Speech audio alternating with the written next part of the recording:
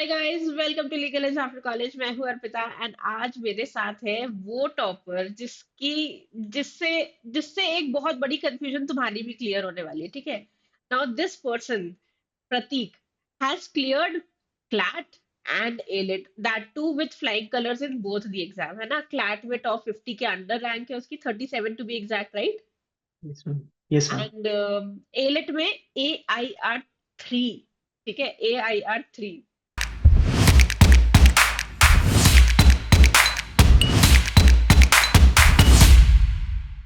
तो प्रदीप, मुझे ये बताओ कि क्या चुनोगे अब, NLSIU या फिर दिल्ली? मैम मतलब ये मैंने पहले सोचा था, एनालिस ही हुई ऑप्शन था मतलब प्रिफर करने के लिए। मानसी मैम खुश हो जाएगी जब भी ये डिबेट चलता यस है ना कि NLS ओवर NLUD या फिर NLUD ओवर NLS, तो Mansi ma'am is a very strong proponent की NLSIU ओवर एनीथिंग। तो मानसी मैम तो खुश हो जाएगी ये सुन के। तो चलो प्रतीक, मुझे शुरू से शुरू करो। टेल मी, क्यों LLM करने का डिसाइड किया एंड प्रिपरेशन कैसे करी, everything. So actually ma'am I would like to tell you one thing that you are the reason why I gave CLAT PG. So I am preparing for judiciary and I am also part of judiciary board. So when you were there, so you told us that we should, have a backup option if we are planning for an examination like judiciary. क्योंकि काफी unpredictable है और uncertain है और MP judiciary specially उसके rules वगैरह change हो रहे हैं. वहीं से I started thinking about doing an LLM and having as a backup option. तो जब एग्जाम डेट अनाउंस होने वाली थी तो तभी से मैंने अपनी प्रिपरेशन स्टार्ट करी. And I prepared for this examination for around 2 months. क्योंकि जो मेरे कोर सब्जेक्ट्स थे वो ऑलरेडी क्लियर थे क्योंकि मैं जुडिशरी प्रिपेयर कर रहा था. तो मुझे कॉन्फिडेंस था कि मैं कम टाइम में भी मतलब प्रिपेयर कर सकता हूँ एग्जाम के लिए.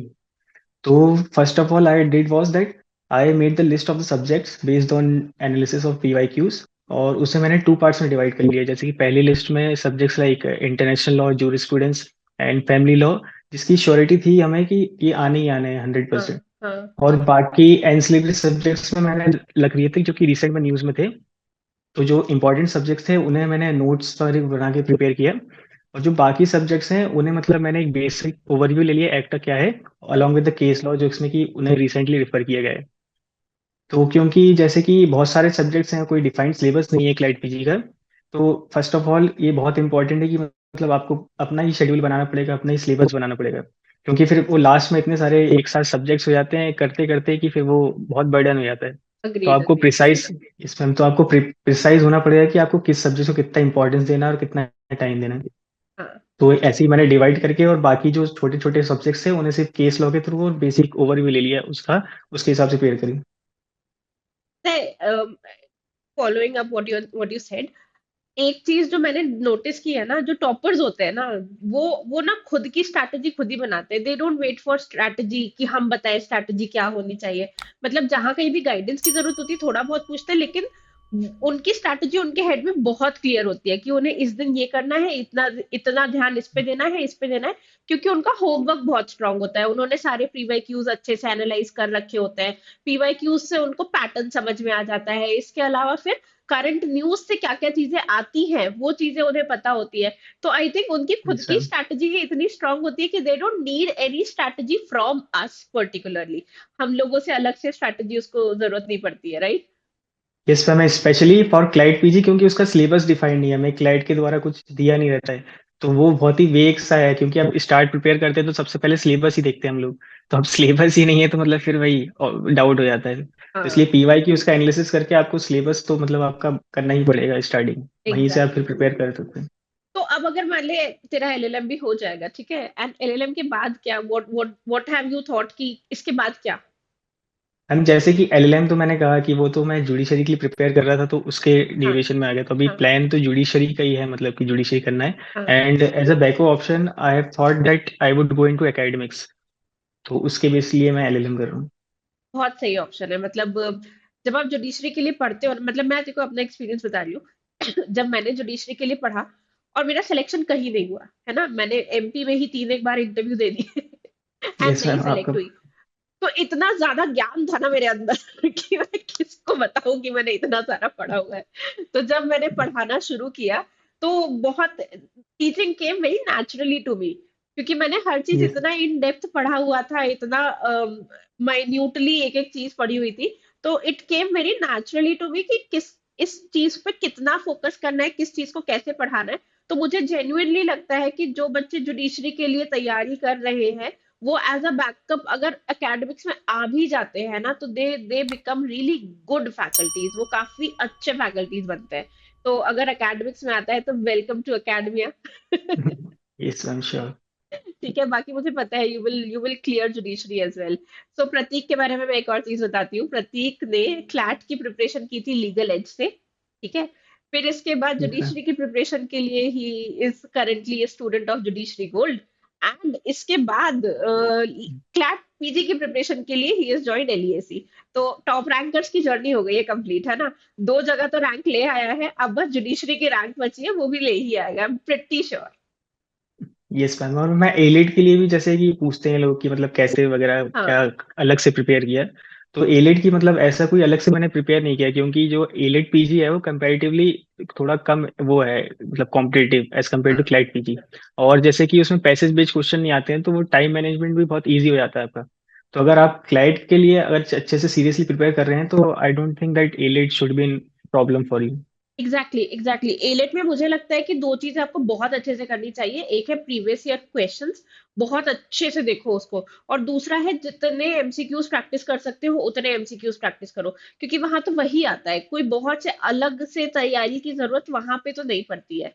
राइट। इस टाइम और वहाँ तो सेक्शन बेस्ड ही क्वेश्चन इस बार काफी आए थे, जो न्यू लॉज आए हैं, तो हाँ आपको मतलब और सेक्शन भी ऐसे नहीं थे कि थोड़े डेप्थ में पूछे उन्होंने, मतलब बेसिक सेक्शन थे कि एफआईआर कहाँ रजिस्ट्रेशन होती है और किस अरेस्ट कैसे कर सकते हैं नॉन अवेलेबल लोग, बिना विदाउट वारंट केस में पुलिस। मतलब हाँ, जो बेसिक बेसिक सेक्शन से वही से क्वेश्चन थे सीधे सीधे। बिल्कुल। अच्छा प्रतीक, अब मुझे एक और बात बता कि जब AIR 37 आया था क्लैट में और घर पे बताया था, तो how was your parents reaction? In fact अभी तो बाहर ही है, आई थिंक तब से बाहर ही है, राइट। Yes ma'am. तो तब भी मैम जो फैमिली सारी ही होगी। Yes ma'am. तो मैम जैसे कि जो इस बार प्रोविजनल आंसर की वाला इशू हो गया था थोड़ा, तो हाँ जब मैंने स्कोर चेक किया था तो उसमें काफी कम स्कोर आ रहा था। तो जब रिजल्ट आया तो I was also quite surprised कि मतलब एकदम से इंक्रीज होके मार्क्स आ गए। तो फिर मैंने जब चेक किया तो उन्होंने मतलब 7 to 8 क्वेश्चन वो करेक्ट हुए थे। हाँ। तो वो भी मतलब पहले तो ऐसा था कि शौक था जब पहले चेक किया था, लेकिन फिर बाद में फिर समझ में आया कि हाँ चेंजेस हुए हैं काफी आंसर की में। I was quite happy. Family भी मतलब वही था कि स्टार्टिंग में तो मैंने बताया नहीं था क्योंकि मार्क्स बहुत कम दिखे थे। फिर जब मैंने रिजल्ट बताया तो फिर वो भी मतलब थे, मतलब उन्हें ऐसे स्पेशली पता नहीं था कि मैं क्लाइंट वगैरह के लिए प्रिपेयर कर रहा हूँ, जुडिशरी का ही आइडिया था। तो वो भी मतलब फिर सरप्राइज थे कि हाँ ठीक है। और फिर उसके बाद जब एलेट का रिजल्ट आया टॉप 3 में, तो top 3 in in India, all India rank में टॉप 3 है। तो फिर कैसा रिएक्शन था उनका? How did they react? मैं फिर वो उस टाइम तो रैंक 3 सुन के तो ऑब्वियसली काफी काफी सरप्राइज थे और हैप्पी भी वो सेम टाइम पे, क्योंकि उन्हें भी मतलब समझ नहीं प्रोसेस कैसे करनी है चीजों को, क्योंकि ऐसे मैंने बताया नहीं था एक्सप्लिसिटली कि मैं क्लाइट और रिलेट वगैरह के लिए प्रिपेयर कर रहा हूँ। यानी जुडिशरी वाले बच्चों का देखा है मैंने, जुडिशरी वाले बच्चे अपने पेरेंट्स को बताते नहीं है कि हम क्लैट की तैयारी कर मैम क्योंकि हम उस हिसाब से सोचते भी नहीं ना, क्योंकि जुडिशरी चलते आ रही थी तो उसके on the basis of that रहे हैं। हमने एग्जाम दिया है ये। रहे हैं। हाँ तो हाँ हमें हमें खुद सरप्राइज होता है कि एकदम इतनी अच्छी रैंक आ गई, हमने मतलब स्पेशली अलग से सब प्रिपरेशन सोची नहीं थी हाँ।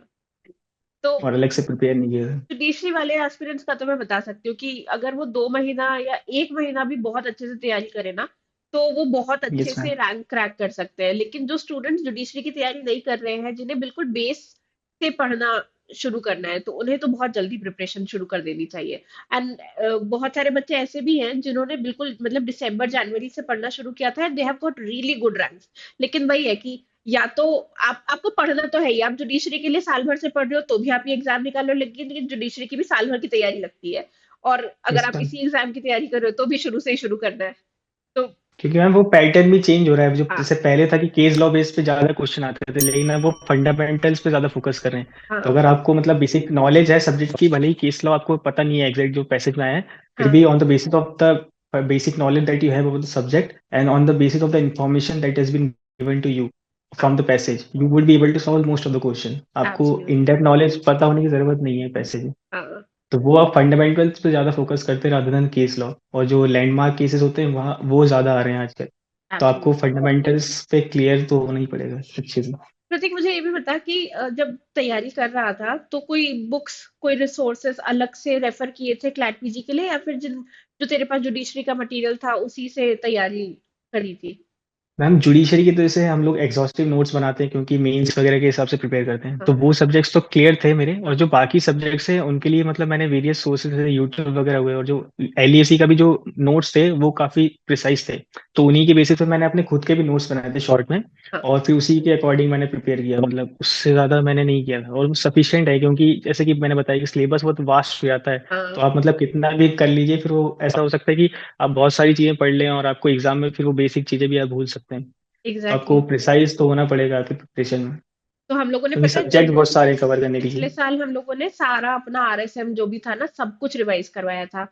एंड मैं सारे कंटेंट राइटर से कह रही थी कि इसको और कम करो, इसको और कम करो, इसको और कम करो। और वो जो कंटेंट राइटर थे वो जुडिशरी का मटेरियल बना रहे थे, और वो उनको समझ में नहीं आ रहा था कि जुडिशरी में तो वो लोग कहते हैं और बढ़ाओ और डिटेल डालो और डिटेल डालो, यस और मैं मैम। कह रही हूँ उसको और कम करो और कम करो।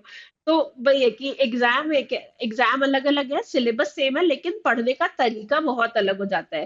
तो यस मटेरियल मैम। यहाँ पे जितना प्रिसाइज मिल सके उतने प्रिसाइज मटेरियल से पढ़ो, क्योंकि जुडिशरी का मटेरियल तो एक्चुअली इतना लेंदी, इतना वास्ट और इतना कॉम्प्रिहेंसिव होता है कि अगर आप वहां से क्लैट पीजी की तैयारी करोगे तो it becomes difficult, yes ma'am sure. मतलब पॉइंट करने में right? हाँ, क्योंकि वो मेंस स्पेसिफिक फिर हो जाता है ना, हाँ सेंट्रिक प्रिपरेशन आपकी, वो आंसर लिखने के लिए। बाकी एमसीक्यूज में तो फिर वही है कि आप जितना अपना शॉर्ट रख सकें अपने नोट्स वगैरह, तो उतनी आपको हेल्प होगी रिवाइज करने में भी एट द लास्ट मोमेंट। हाँ हाँ हाँ। और जैसे प्रतीक जुडिशरी गोल्ड का ऑनलाइन स्टूडेंट है या फिर ऑफलाइन क्लासेस का स्टूडेंट है? मैम ऑनलाइन स्टूडेंट, मैंने मतलब लास्ट ईयर में ही ले लिया था कोर्स, तो कॉलेज के साथ ही जब मैं प्रिपेयर कर रहा था तो इसलिए ऑनलाइन ही लेना पड़ा था। ठीक है, तो यूर फ्रॉम भोपाल ओनली ना? Yes ma'am. तो I am inviting you officially कि तुम भोपाल आओ, ठीक है? यहाँ पे यस तुम्हें मैम। मैं सारे तुम्हारे जुडिशरी फैकल्टी से भी मिलवाऊंगी, ठीक है? And we are going to facilitate you, और वो सब कुछ करेंगे, ठीक है? Felicitate you sure. Thank you. And we'll do all that everything. मुझे बहुत अच्छा लगेगा to host you, you have made us so proud, मैं इतनी खुश थी। एंड रात को मैंने शायद तुझे ही फोन किया था ना रिजल्ट बता। यस मैम, मेरे रिजल्ट मैम एलिड का मैंने भी मतलब ऐसा, क्योंकि रिजल्ट आ चुका था क्लैट का और आई वाज गेटिंग एनालिस्ट, तो ऐसा था कि मैंने छोड़ ही दिया था, पता नहीं था कि रिजल्ट आना भी नहीं आना है। फिर मैंने ग्रुप चेक किया था कि ये लोग पूछ रहे थे कि एलिड का रिजल्ट आ गया, तो हाँ। Then I saw your message कि आपने पूछा था कि रैंक वगैरह क्या आई, तब फिर मैंने देखा था। क्योंकि वो भूल से ही गया था, क्योंकि वो बहुत डिले भी हो गया था और एनालिस्ट मिल गया था। हाँ, तो मुझे बच्चे रैंक बता रहे हैं, एंड मतलब बहुत अच्छी इस बार पता है एलिट में we have got really good result. मतलब 1 in every 3 student will be from legal edge after college, इतना अच्छा रिजल्ट आया है। तो students are telling me their result, वो फोन कर रहे हैं and they are shouting ma'am ma'am ma'am AILET हो गया, so excited. And there is this Prateek, ये प्रतीक मुझे मैसेज किया है एंड थोड़ी देर बाद कि मैंने खुद भी एक्सपेक्ट नहीं किया था। अब मैं ना सिर्फ नोटिफिकेशन में देख रही हूँ कि मैंने खुद भी एक्सपेक्ट नहीं किया था, और मुझे डर लग रहा है कि क्या हुआ क्या एक्सपेक्ट नहीं किया था। रिजल्ट खोल के देखा तो I was so pleasantly surprise कि AIR 3, ये एक्सपेक्ट नहीं किया था, ठीक है? ये इतना सटल रिएक्शन। मैं मुझे ऐसा लग रहा था कि आई वाज स्टार्ट, मैं तो वहां पे डांस करने लगी थी, घर पे ही थी मैं, आई स्टार्टेड डांसिंग। पर प्रतीक का इतना सटल रिएक्शन था पर मुझे बहुत अच्छा लगा प्रतीक। एंड वही कि तुम जब भी भोपाल आ रहे हो प्लीज डू विजिट, ठीक है? यस मैम मैं डेफिनेटली। तुम्हें सबसे इंट्रोड्यूस करवाना चाहती हूँ, एवरीवन, मतलब from your legal edge faculties to your judiciary faculties to your LESE faculties, everyone. Sure ma'am definitely. ठीक है, थैंक यू सो मच, मुझे बहुत अच्छा लगा बात करके। कोई एक advice which you can give to our students जो ये वीडियो देख रहे हैं, who are preparing for CLAT PG 2026 and AILET PG 2026? तो दो तीन चीजें बता दे। एक तो ये कि क्या अलग अलग से तैयारी रिक्वायर्ड है, दोनों एग्जाम की तैयारी बैलेंस कैसे करी जा सकती है, एंड अगर आप तैयारी कर रहे हो तो किन बातों का ध्यान रखना चाहिए? इसमें तो जैसे कि पहले तो सबसे पहली चीज तो यही करना है कि आप पीवाईक्यूज एनालिसिस करके अपना एक तो सिलेबस के लिए पहले बनाइए कि कौन कौन से मतलब इंपॉर्टेंट सब्जेक्ट हैं जो कि आपको कवर करना है। और जैसे कि जो important subject such as constitution, जो आईपीसी हैं, सीआरपीसी हैं, तो इनके आप नोट्स बना के इन डेप्थ स्टडी कीजिए, क्योंकि इनके फंडामेंटल्स पे आपको चेक करते हैं। वो जो पैसेज में मतलब ऑप्शंस भी कंफ्यूजिंग थे इस बार काफी, तो वो आपको मतलब देखना पड़ेगा, वो फंडामेंटल्स हाँ आपके क्लियर हैं तभी आप सॉल्व कर पाएंगे उसको। और सेकंड चीज कि आप मॉक्स वगैरह पे भी फोकस कीजिए, मतलब मॉक्स भी आप कंसिस्टेंटली दीजिए ताकि आप वो एक हैबिट में आ सकें। जैसे कि पेपर लेंथी था इस टाइम, तो लेकिन हम लोग प्रिपेयर्ड थे कि मतलब हमने बहुत सारे पैटर्न्स पे मॉक दिए थे, तो वी हाँ were quite prepared and it was not a shocker for us when we saw the paper, and वो काफी मोटा सा पेपर था, लेंथी था। तो फिर वो हैबिट मतलब एक प्रैक्टिस में आ गई थी काफी मॉक्स देने के बाद।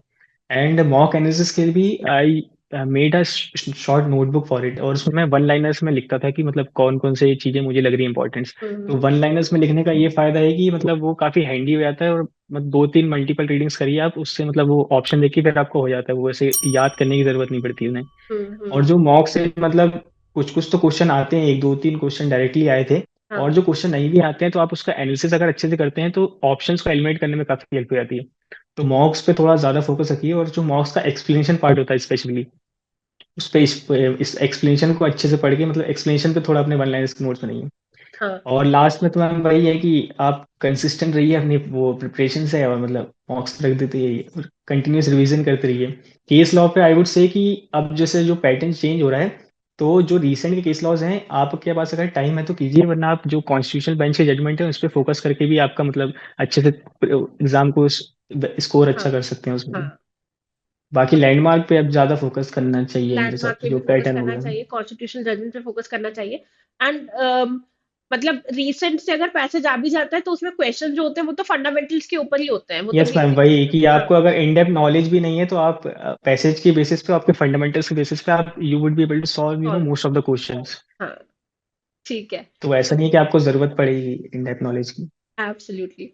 ठीक है। तो प्रतीक, मुझे एक बार, मुझे पता है ये कमेंट में आने वाला है इसलिए पूछ रही हूँ, एक बार क्लैट का स्कोर एंड एलेट का स्कोर बता दे सो दैट पीपल नो कि क्या स्कोर है, क्योंकि यस ये मैम। कमेंट आएगा। सर तो एलेट में मेरी रैंक थी AIR 3 and I scored 77। And CLAT में my rank was AIR 37 and I scored 71 marks. Thank you. तो अब I am waiting for you, है ना, तुम भोपाल आओ yes so ma'am. That we can meet, है श्योर। ना। एंड मुझे बहुत अच्छा लगेगा अगर डेफिनेटली मैम। तुम भोपाल आ पाओ, एंड अगर ट्राई करना कि पेरेंट्स के साथ आओ, ठीक है, श्योर मैम, क्योंकि definitely. I want to celebrate this with your parents. ठीक बिल्कुल है। मैम। तो घर पे सबको मेरी तरफ से कॉन्ग्रेचुलेट करना, बोलना बड़ी बात है, ठीक है। मुझे पता है जुडिशरी का एग्जाम वो सोच रहे हैं, तो उन्हें लग रहा है क्लैट तो यस मैम। निकाल ही लेगा, फेयर है, लेकिन this is also a very big deal, ठीक है, तो उनको बताना कि यस बड़ी मैम। बात है। And please congratulate your parents on my behalf and wishing you all the best, all the success. If you are ever stuck in your preparation in judiciary, do let me know, है ना, मुझे बताना। And sure definitely. हम हर चीज बिल्कुल। Sort करेंगे, and तुम्हारा जुडिशरी का भी इंटरव्यू मैं जल्दी लेना चाहती हूँ। We'll try, ma'am. Okay, beta. Bye bye. Take care. Thank And for you who thank you. all are watching this video, why are you not subscribing, guys? Subscribe right now and share this video with your friends. जो लोग सोचते हैं कि judiciary की तैयारी के साथ CLAT PG की तैयारी नहीं हो सकती, उन्हें बताओ कि बहुत आसानी से हो जाती है, कर लेते हैं लोग, और जुडिशरी क्लैट के साथ एलिट की तैयारी भी बहुत आसानी से हो जाती है। तो share this video, like this video and subscribe to the channel. Bye bye, take care.